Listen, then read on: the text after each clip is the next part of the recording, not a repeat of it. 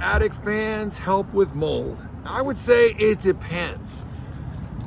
If you got your fan in your bathroom that everybody uses and it's laying on top of the insulation and it's pumping all that hot steamy air every time you take a shower, and you got 16 kids taking a shower every morning, and maybe some of them even take it twice a day because they went to soccer practice, okay, in that instance there, it doesn't matter if you have a fan.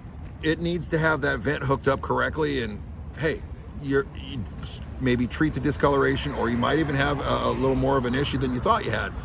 But for me, I don't think it's have a fan, don't have a fan.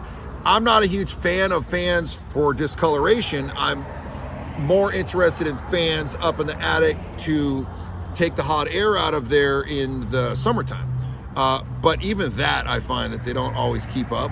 So for me, I would do my best in terms of interacting with the attic and trying to keep it well ventilated. We want air to come in from the bottom, and we want the heat and the moist air from inside the house to create a lift effect, and then we want it to go out the top.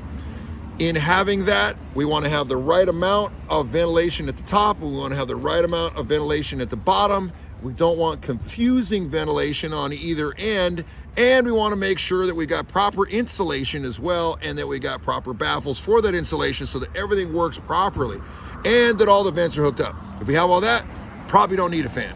But if you want a fan, hey, knock yourself out. I've also seen some of these whole house like air recovery systems. They're impressive, man. I mean, you turn those suckers on, it's like turning a jet engine on.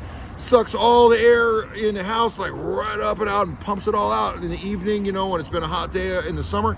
I think those are pretty cool. Does everybody have them? No, not too many people have them. Most people go with AC or something like that.